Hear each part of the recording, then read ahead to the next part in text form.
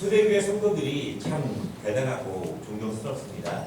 또한 초대교회 사도들도 참 대단하고 훌륭합니다. 어디를 가든지 그들을 죽이려고 하는 사람들이 있었고, 또 그들의 가르침에 반대하는 사람들이 있었고, 그들을 이단 취급하는 사람들도 있었고, 그런 상황에서 복음을 온전하게 전한다고 하는 것은 쉽지가 않습니다. 전 세계적으로 심도 깊게 신앙 훈련을 또 하고 또 전도를 하게 되는 과정 가운데 전도 폭발이라고 하는 훈련 프로그램이 있습니다. 성경을 암송하고 또 전도하기 위해서 여러 상황에 대해서 공부를 하고 기도하고 영적으로 인적으로 준비를 하고 실습을 합니다. 그리고 그 프로그램을 통해서 왜 전도해야 되는가, 얼마나 하나님이 기뻐하시는가를 배우고 훈련합니다. 여러분, 그런데 그 훈련이 끝난 다음에도 전도에 열심히 성도들은 많지는 않습니다. 우리가 전도 강사 그리고 간증을 듣고 나도 해야지 열정을 가지고 기도하지만 한 번, 두 번 하지만 금방 전도에 대한 열정이 식어질 때가 굉장히 많이 있습니다. 전도 폭발은 굉장히 오랜 동안 훈련하는 프로그램인데요. 왜 그들이 그것을 마친 다음에도 금방 전도를 하는 것을 포기할까? 그 이유를 물으니 복음을 전할 때, 전도를 할 때 상대방의 반응이 너무 차갑고 너무 냉랭하고 또 아무리 말을 해도 거들떠 보지도 않으려고 하는 사람들이 너무 많다 보니까 전도를 해야겠다는 마음도 있지만 사람인지라 그런 차가운 냉랭을 받을 때마다 점점 마음이 식어지고 또 전도에 대해서 마음을 놓게 된다, 그렇게 이야기를 합니다. 지금은 우리나라에서 기독교 신앙에 대해서 반대하는 안티 기독교들이 굉장히 많이 있죠. 그렇지만 복음을 전한다고 해서 죽이려고 하거나 핍박하는 사람들은 많지 않습니다. 그래도 복음을 전하기는 쉽지 않습니다. 그러한 면에서 초대교회 성도들과 사도들이 그러한 굉장히 많은 어려움이 있었는데 그 힘든 상황에서도 복음을 전하는 것을 포기하지 않으려고 했던 그 마음을 생각해 보면 정말 큰 은혜이다. 여러분, 그런데 왜 그들은 그렇게 어려운 상황이 있을 때에도 복음 전하는 것을 포기하지 않고 왜 그 사명을 감당할 수 있었을까라고 한번 제가 생각을 해봤는데요. 한 두 가지 정도의 이유가 있는 것 같습니다. 첫째는 복음 전파가 하나님께서 그들에게 직접적으로 개인에게 명령한 사명이라는 것을 경험했다면, 알았다면 그렇게 할 수 있었다고 생각을 합니다. 살아계신 하나님이 직접 만났다면, 그 영광스러운 하나님이 직접 명령하신 것이라면, 직접 내가 받은 것이라면 그렇게 할 수 있지 않았을까요? 지난주에 이종욱 장로님이 선거 보고를 하실 때 이런 예화를 드셨습니다. TBS의 수도승들은 가짜를 그렇게 진짜처럼 열심히 하는데 정작 우리는 진짜를 믿으면서 가짜처럼 전하는 것은 아닌가, 그런 말씀을 드리면서 저도 여러 가지 많이 생각해보게 되었습니다. 만약에 복음 전파라고 말씀하신 것이 하나님이 우리에게 직접 살아계신 분이 명확하게 나에게 주신 사명이라면, 그것이 분명하다면 여러분, 그것이 아무리 냉랭하고 아무리 핍박을 받아도 포기하지 않는 것이 아닐까 생각을 합니다. 여러분, 죄송하지만 신학교에 입학할 때 100명이 입학하면 30명이 채 졸업을 못합니다. 목사 수를 30명이 받으면 10년 이상까지 목회 현장에 있는 사람이 10명이 채 안 됩니다. 들어오는 게 중요한 것이 아닙니다. 얼마나 철저하게 훈련받고 얼마나 능력으로 훈련받는가가 사실은 더 중요합니다. 살아계신 하나님께서 주신, 명확하게 주신 사명이라면 고난이 있고 힘든 것이 있지만 그것을 붙잡고 나아갈 수 있지 않습니다. 하나님은 우리를 성가대로, 찬양 대원으로, 예배자로, 인도자로, 셀 리더와 강사로 명확하게 주신 사명이라면 어려움이 있을지만 그것을 붙잡고 갈 수 있는 능력을 우리가 갖지 않을까, 그런 생각을 해보게 됩니다. 두 번째, 그들이 그렇게 힘듦에도 견딜 수 있었던 이유를 생각해 본다면 너무너무 힘들지만 담비처럼 하나님께서 주시는 은혜를 경험하기 때문에 그것을 어려움을 극복할 수 있었다고 생각을 합니다. 여러분, 복음 전파는 힘듭니다. 그러나 그 힘든 가운데 하나님이 주시는 그 단비 같은 은혜를 체험한다면 다시 일어설 수 있다고 믿습니다. 기억하시겠지만 1980년도에 80년에 여의도광장에서 세계 복음송회가 있었습니다. 주제가 나는 찾았네. 혹시 기억하시나요?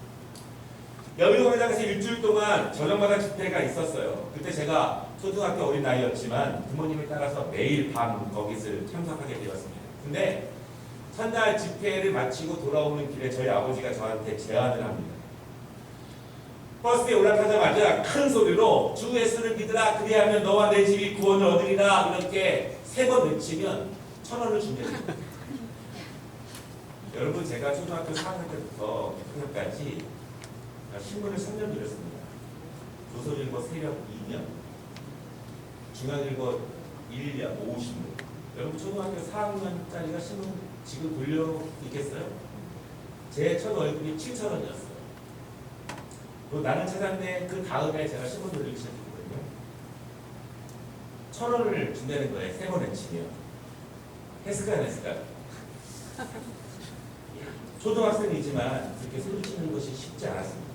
그런데 1,000원이라고 하는 단비가 있더니 하게 되더라고요. 여러분 이것을 행동주의 교육문법이라고 얘기합니다. 모든 사람들은 어떤 목표라든가 대가라든가 얻어지는 것이 클 때 어떤 용기와 힘과 동기가 부여된다라고 하는 것입니다.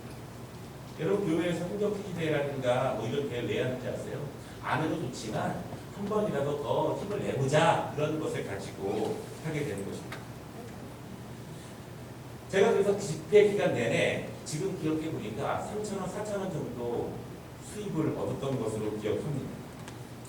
복음 전파는 힘들지만 단비처럼 하나님이 주시는 은혜가 있다면 경험한다면 여러분 그것을 감당할 수 있을 것이라고 믿습니다. 하나님을 섬긴다는 것이 힘듭니다. 교회를 위해 봉사한다는 것이 힘듭니다. 교회를 위해 사역을 감당하는 것이 힘듭니다. 사람이 알아주지도 않습니다. 그럼에도 불구하고 하나님께서 단비처럼 주시는 은혜가 있으면 견딜 수 있습니다. 여러분 은혜가 더 크면 견딜 수 있습니다. 은혜가 더 부족하면 지치고 힘들게 되고 포기하게 되고 놓게 됩니다. 우리가 함께 서로 은혜를 나누기 위해서 또 저는 저대로 여러분대로 함께 하나님의 나라를 세워가는 것이 너무나 중요합니다. 저의 초점은 교회를 세우는 것이 아닙니다. 우리를 통해서 하나님의 나라가 우리의 모든 삶의 지경에서 세워지게 하는 것이 사실은 더 중요한 목표라고 생각합니다. 여러분 섬김을 위해서 사역을 위해서 또한 신앙인으로서 직장에서 가정에서 살아갈 때 힘든 일이 있을 때마다 더욱더 하나님의 은혜를 구하시기를 바랍니다. 은혜가 크면 견딜 수 있고 은혜가 크면 다시 한번 힘을 낼 수 있음을 믿으시기를 바랍니다. 오늘 바울이 그랬던 것 같습니다. 오늘 바울은 완전히 대조적인 두 지역에서 복음을 전하게 됩니다. 한 곳은 바울을 죽이려고 달려드는 것입니다. 아무 잘못도 없고 복음만 전했는데 한 곳은 바울을 죽이려고 달려들고 한 곳은 복음을 기쁨으로 받아들이게 됩니다. 첫째로 데살로니가 사람들은요 바울을 집요하게 괴롭혔습니다. 데살로니가 사진인데요. 보십시오. 그 다음 사진 보여주세요. 데살로니가의 시 정경입니다. 구글에서 얻어왔습니다. 다음 사진 보여주세요. 예, 저기가 데살로니가의 랜드마크인데 제가 저 사진을 좋아하는 이유는 생각보다 날씬하게 나왔습니다. 그래도 저것을 찍고 확인한 다음에 너무 좋았습니다. 왜냐하면 이렇게 날씬하게 나오는 사진이 많이 없기 때문에 근데 데살로니가 바로 바닷가에 있는 그 랜드마크가 오래된 것이 하나 더 있죠 사진. 예, 데살로니가 바로 바닷가입니다. 혹시 데살로니가 사진이 더 있나요? 없습니다. 다시 이렇게 넘어가시면 되겠습니다.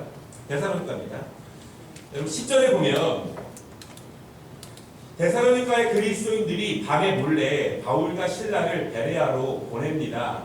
왜 바울과 실라는 밤에 그것도 몰래 베레아로 왔을까? 17장 1절부터 보면 바울은 데살로니가에서 복음을 전하게 됩니다. 여러분 그곳에서도요 하나님이 흩어놓으신 디아스포라 흩어져 있는 유대인들이 그 안에 있었고 그들은 자기들끼리 회당에서 함께 구약 성경을 가르치면서 하나님을 믿는 헬라파 유대인들과 또한 히브리파 유대인들이 그 회당에서 신앙생활을 했습니다. 이번에 저희가 갔는데요. 데살로니가가 그리스에서 두 번째로 큰 도시라고 합니다. 당시에도 엄청 큰 두 번째 도시인데요. 그리스 남쪽의 최대 도시는 아테네인데 지금 인구가 약 400만 명, 그리고 북쪽의 중심 도시는 데살로니가, 영어로는 데살로니키 그렇게 말하는데 지금 인구가 약 120만 명, 당시에도 큰 도시였다고 합니다. 원래는 그 땅이, 그 도시가 마게도니아 왕국 시절에 만들어서 지금도 상당히 많은 사람들이 마게도니아인들이 거기에 산다고 그렇게 합니다. 그리스 전체에서 약간 인종적으로 다른 그런 지역이라고 합니다.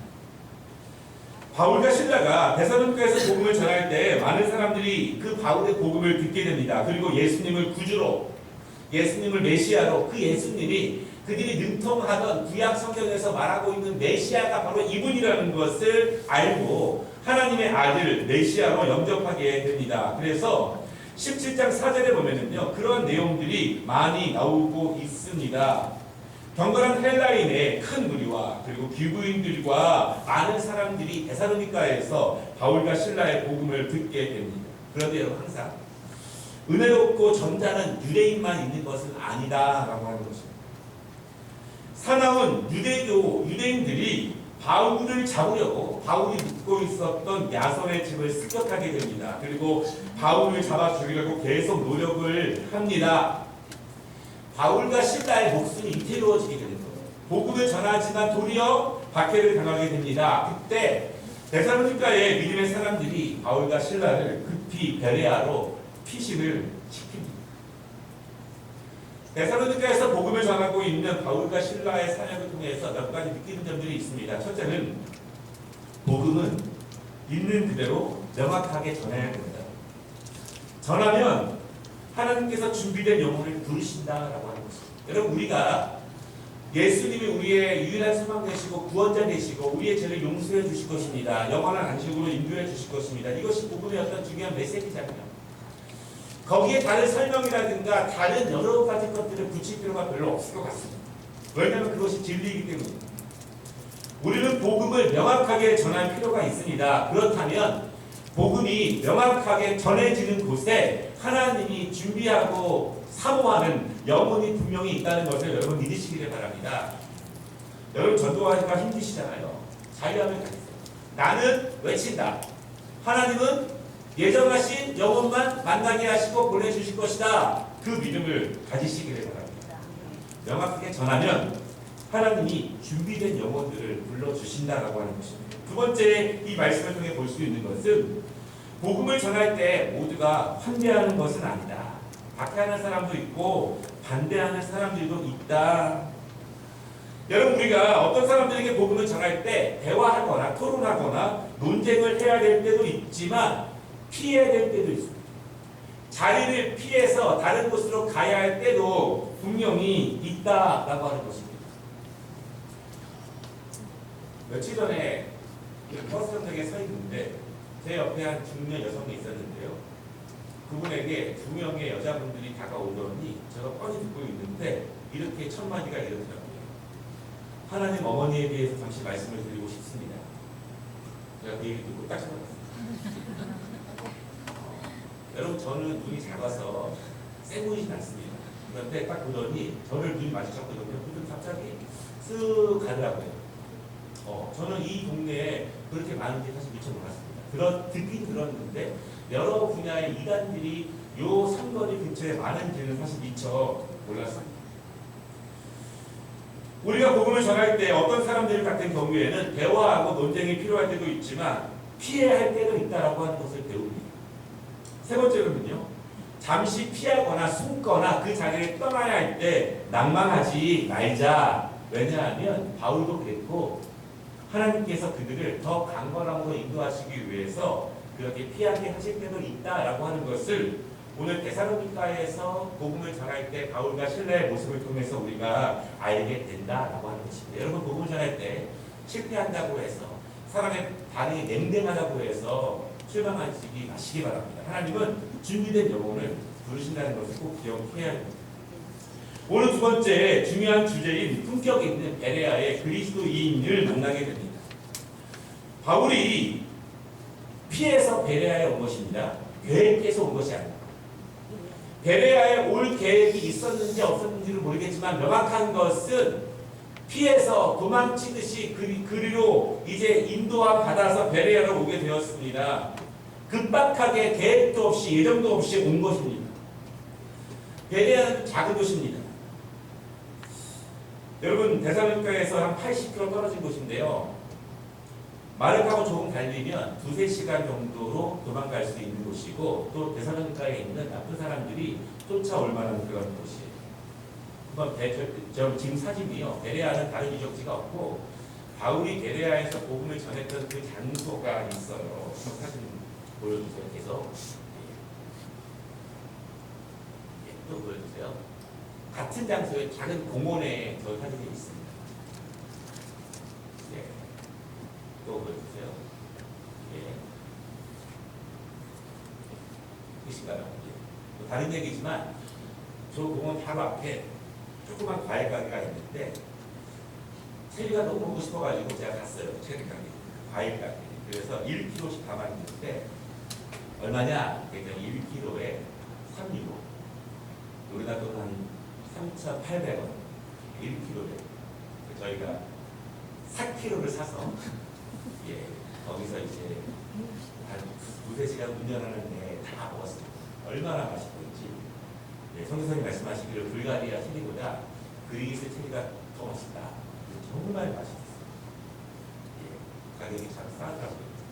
예, 바로 저 아래에, 바로 아래에 있는 과일 가게였습니다. 베레아에서 바울이 뜻하지 않게 복음을 전하는데 은혜가 넘칩니다. 뜻하지 않게 복음을 전하기 시작했는데 역사가 넘칩니다. 바울이 복음을 전할 때마다 베레아 성도들이 받아 먹습니다. 여러분 부모님들이 언제 제일 기쁘십니까? 그 아기들이 막 받아 먹을 때 너무 기쁘지 않습니까? 바울이 복음을 전할 때마다 데살로니가에서는 핍박과 박해가 있었는데 베레아에서 성도들이 기쁨으로 받아먹는 그 모습을 보고 아마도 바울이 복음 전파에 대해 다시 한번 힘을 내고 용기를 낼 수 있지 않았을까 그렇게 생각을 합니다. 그런데 베레아 사람들의 그 모습이 오늘 바울이 3가지로 그들의 모습 특징을 얘기하는데요. 첫째로 뭐라고 말하냐면 너그러운 사람들이다 그렇게 말합니다. 여러분 너그럽다 11절에 있는데 누구보다 데살로니가 사람은 너그럽다 그렇게 말합니다. 근데 여러분 그 너그럽다의 의미가 조금 제가 영어로 보면 원어에 더 가까운데요. more noble. 다시 말해서 더 품격 있다, 더 우아하다 그렇게 말합니다. 사실은 여러분 그리스도인들이 점점 닮아가야 돼, 노력해야 돼 예수님의 그 아름다운 성부의 모습이 아닐까 생각합니다. 이것을 다시 말하면 이런 것입니다. 우리는 성화되어 가며 예수님을 닮아갈수록 아름답게 말하고 고상하게 생각하고 멋지게 대하는 자세들을 가질 수 있도록 노력해야 한다라고 하는 것입니다. 영어로는 쿨하게 그렇게 이야기하죠. 그렇게 하기 어려워도 내 감정을 있는 그대로 표현하는 것이 아니라 가장 예의 있고 절도 있게 젠틀하고 신사적으로 살아갈 수 있도록 대할 수 있도록 노력하는 것입니다. 그렇게 하기 어려운 사람에게 그렇게 하기 어려운 그 시간에도 그렇게 하자라고 하는 것입니다. 고상하게 말하고 아름답게 말하는 것, 경박하게 말하지 않고 하고 싶은 대로 있는 그대로 행동하지 않는 것, 그런 모습들이 우아하고 아름다운 이 너그러운 그 안에 담겨진 뜻으로 우리는 함께 해석할 수 있습니다. 아마 데살로니가에서 어려움을 많이 당했기 때문에 더 이렇게 보여질 수도 있겠죠. 두 번째, 베레아 사람들의 모습을 뭐라고 말하고 있냐면 간절한 마음이 있다 이렇게 말하는데요. 여러분 어떤 간절함입니까? 이 말을 자세히 보면 원어로 이런 말이에요. 하나님의 말씀을 뜨거운 열정으로 받는다. 그것이 간절한 마음으로 말씀을 받는 것입니다. 우리가 하나님 말씀을 받을 때, 읽을 때, 들을 때 어떠한 마음으로 받느냐? 뜨거운 열정으로 하나님 말씀을 받고 있다. 이 사람들은 집중한다, 사모한다 이렇게 말합니다. 여러분 죄송한 말씀이지만 여러 교회 가서 복음을 전하다 보면은요 고개를 푹 숙이고 있는 교인이 있습니다. 그리고 고개를 빳빳하게 듣고 집중하는 사람도 분명히 있어요. 대중 찬양을 부를 때 뜨겁게 부르는 교회가 있지만 그렇지 않은 교회도 분명히 있습니다. 홍성 기도할 때 뜨거운 교회도 있지만 금방 불이 확 꺼지는 교회도 있습니다.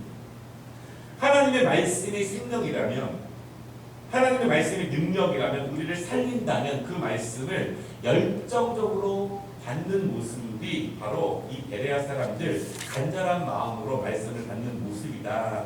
이렇게 이야기합니다.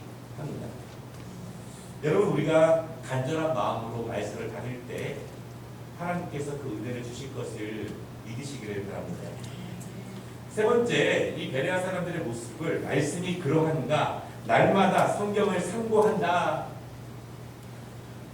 두 가지 중요한 것이 있는데 첫째로는 날마다 말씀은 정규적으로 해야 중요합니다.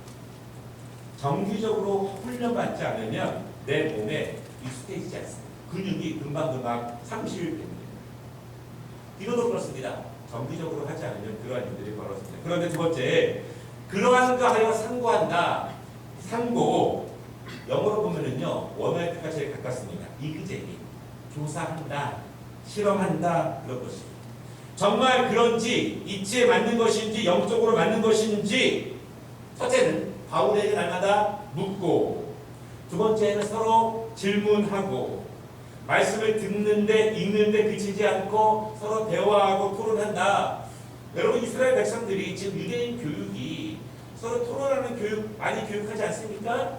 그것이 원래 하나님의 말씀과 탈무드를 그렇게 토론하는 것이 가장 중요한 그런 모습이었습니다. 그냥 여러분 무조건 믿음으로 받는 것이 중요하지 않습니다. 정말 그러한가. 또한 그 말씀이 나에게 적용되었을 때 하나님의 은혜가 실질적으로 임하는가, 그것이 우리에게 살아있는 능력과 은혜와 역사가 될 수 있다는 것입니다. 베레아 성도들이 이 말씀을 갖는 태도가 너무나 중요합니다. 베레아 사람들이 원래부터 좋은 성품을 가진 사람들이 집단적으로 모여 있을 수도 있습니다.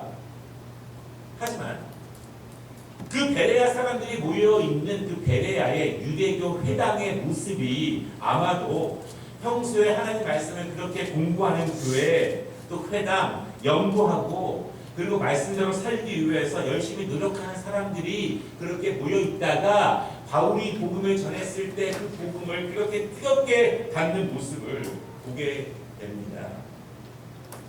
아마 그 하나님 말씀을 그렇게 연구하고 공부하는 모습들이 그들의 삶을 그렇게 변화시키지 않았을까 그렇게 생각합니다. 저를 포함해서 우리 기독교인들이 제일 많이 당하는 공격이 있습니다.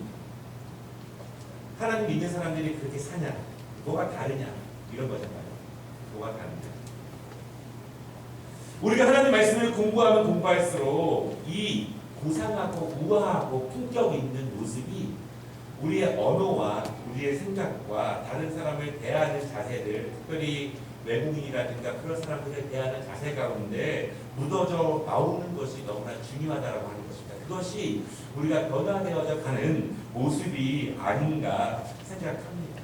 이것은 우리 모든, 아마 이 땅의 모든 그리스도인들이 하나님을 섬기며 나아갈 때 우리가 지향해야 될 분명한 목표 중에 하나라고 생각을 해봅니다. 바울과 같은 복음 전도자의 삶은 너무나 고단했습니다. 박해하고 핍박하는 사람들로 인해서 그 일을 그만두고 싶어할 때가 얼마나 많았겠습니까? 실제로 바울과 함께 출발했지만 중간에 돌아온 사람도 참 많았습니다. 그럼에도 다시 힘을 낼 수 있는 이유는 베레아 사람들처럼 너그럽고 말씀을 사모하고 지난주처럼 루디아처럼 그래도 함께 하나님의 교회를 세워가는 사람들, 그리고 그대로 말씀대로 살려고 노력하는 사람들을 통해서 힘을 얻고 용기를 얻고 그러한 은혜를 통해서 다시 복음을 전할 수 있는 힘과 은혜를 잊지 않았을까 그렇게 생각을 해봅니다. 로마서 16장에 보면요, 바울이 개인적으로 그동안의 사역에 감사했던 성도들의 등록자들의 이름을 하나하나 열거하게 됩니다. 여러분 바울이 철인도 아니고 로봇도 아니고 얼마나 감정적으로 또 육체적으로 힘들었겠습니까? 하나님이 때를 따라 이른비와 늦은비처럼 그를 위로하고 힘주고 돕는 소기를 통해서 바울도 그 사명을 감당했다고 믿습니다. 말하자면 여러분, 복음의 역사가 있는 내 안에, 우리 교회 안에, 우리 가정 안에 베레아 사람들처럼 품격 있는 그리스도를 닮아가는 모습 우리가 함께 추구하고 함께 기도하고 노력해야 될 모습이라고 생각합니다. 말하자면요, 성경과 말씀과 기도로 받은 은혜를 품격 없는 언어와 보상하지 않는 행동으로 놓치거나 잃어버리는 일이 없도록 우리 함께 기도하고 애써야 될 모습이라고 생각합니다. 기도하겠습니다.